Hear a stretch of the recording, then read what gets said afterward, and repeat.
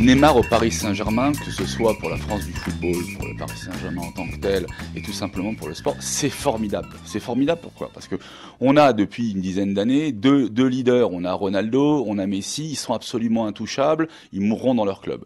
Le troisième entrant, c'est Neymar, et il a 25 ans. Il a 25 ans, il a tout l'avenir devant lui, et c'est une opportunité formidable pour le Paris Saint-Germain d'enfin s'inviter dans la cour des grands. Parlons de Neymar à partir de maintenant. C'est extraordinaire parce que quand on voit le retentissement de cette marque Neymar en Chine, ne serait-ce qu'en Chine, c'est absolument formidable. On se retrouve avec quelqu'un qui, dans le monde entier, est connu. Il est connu parce qu'il est brésilien, il est connu parce que c'est un des meilleurs joueurs du monde, il est connu parce qu'il a joué à Barcelone. Je dirais que franchement, le coup de force, c'était pour Paris Saint-Germain de s'inviter à la table de ses plus grands joueurs. Et manifestement, ça va être quelque chose d'extraordinaire pour le foot français. Le PSG, avec l'arrivée des nouveaux acquéreurs qatariens, est parti sur un cycle, ok, avec Ancelotti, avec Leonardo, avec Ibrahimovic. Ok, ce cycle-là est terminé. On a réussi à placer le Paris Saint-Germain dans la carte européenne, voire mondiale. Là, aujourd'hui, avec Neymar, c'est un renouveau, c'est le PSG 2.0. C'est extraordinaire. On va avoir Neymar, on va avoir Dani Alves. Ce sont deux joueurs exceptionnels, connus mondialement, mais surtout, ce sont des leaders et ce sont des gagneurs. D'accord. L'objectif, c'est de gagner la Champions League. Avec Neymar, sincèrement, ne serait-ce que d'un point de vue sportif, mais aussi d'un point de vue de son influence, il va drainer énormément de suffrages autour de lui. Des futurs joueurs vont venir rejoindre les rangs du Paris Saint-Germain. Et évidemment, d'un point de vue économique, marketing et financier, c'est une manne extraordinaire. Prenez pour exemple les tickets d'entrée des sponsors habituels du Paris Saint-Germain, qui sont autour de 25 millions d'euros. Nul doute que Emirates devra, à plus ou moins brève échéance, mettre un peu plus d'argent dans la cagnotte. Alors non seulement ça ne me choque pas, et je trouve le prix juste. Soyons clairs. Neymar, avec l'afflux médiatique qu'il est capable de drainer autour du Paris Saint-Germain, avec son influence vis-à-vis des autres joueurs qui seraient capables de le rejoindre, avec les droits télévisés, et tout simplement avec les ventes de maillots, quand vous lissez l'investissement sur 5 ans, je dirais pas que c'est pas cher, mais en tout cas, c'est le prix juste. Et dites-vous bien une chose, c'est qu'il a 25 ans. Donc dans 5 ans, il en aura 30. Vous avez vu, je compte vite. Il n'est pas à la casse. À 30 ans, un joueur comme ça sera revendu, encore une fois, à un prix peut-être largement supérieur au prix auquel on l'a acheté. Donc, de toutes les manières, la question n'est pas de savoir s'il est cher ou pas. Ça, c'est une discussion de comptoir. La vraie question, c'est de se dire comment le Paris Saint-Germain a réussi le tour de force de pouvoir l'acquérir maintenant. Et sincèrement, on peut en être très fier. Ça le sera très certainement.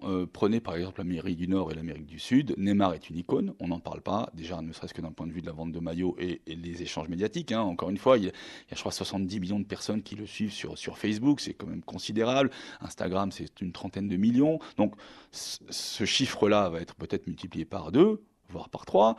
Vous prenez l'Asie et la Chine, où ils sont extrêmement fervents de football. Neymar est plus qu'une icône, c'est une idole. Donc, partant de ce principe, les deux plus gros marchés en devenir vont exploser. Je ne parle pas de l'Europe où tout le monde connaît Neymar.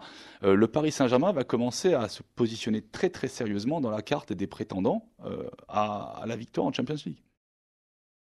Le choix de Neymar est remarquable parce que justement, il a fait preuve de courage. Alors, encore une fois, c'est un courage tout relatif. Neymar mérite d'être numéro un.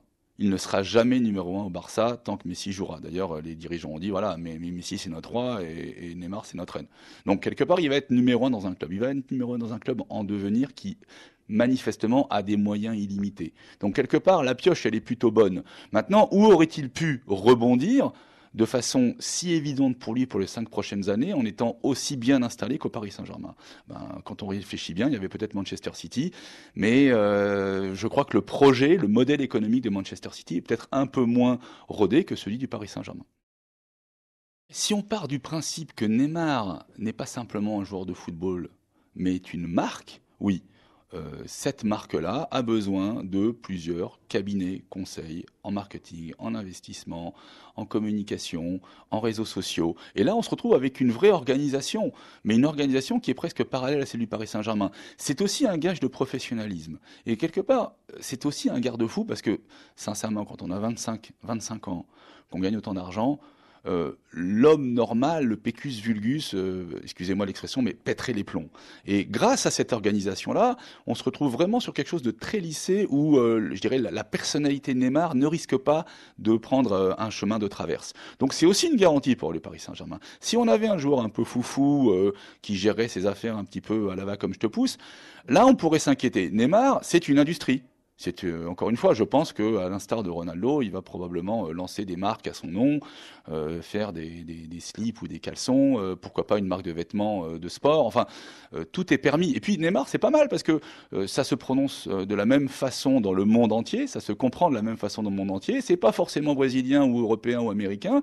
Je dirais que ne serait-ce que dans l'identité de la marque Neymar, on a de quoi faire. C'est absolument merveilleux de voir qu'un joueur comme Neymar va aller jouer à Bordeaux, à Marseille, à Lyon, à Nantes. Et forcément, ça va non seulement remplir les stades, ça va faire augmenter le prix du ticket et augmenter le prix des hospitalités. Donc c'est d'un point de vue économique une manne merveilleuse. On va au spectacle. N'oublions pas que le sport et le football en particulier, c'est une industrie du spectacle. Donc on vient voir les meilleurs acteurs. Neymar étant un des meilleurs acteurs, si ce n'est peut-être aujourd'hui le meilleur, eh bien nul doute que les salles seront combles. En tout cas, les stades vont exploser. Et ça, c'est vraiment un atout phénoménal. Et c'est vrai que Didier Quio a raison de remercier le Paris Saint-Germain pour cela, parce que c'est quelque part faire rentrer Neymar dans le championnat français, ça fait bénéficier à tous les clubs. Et je dirais même, d'un point de vue d'un joueur moyen qui hésiterait entre aller en Bundesliga et dans le championnat français, ben sincèrement, aller dans le championnat français quand on sait qu'on va rencontrer Neymar, eh bien ça vous pose un championnat. Donc encore une fois, merci le Paris Saint-Germain.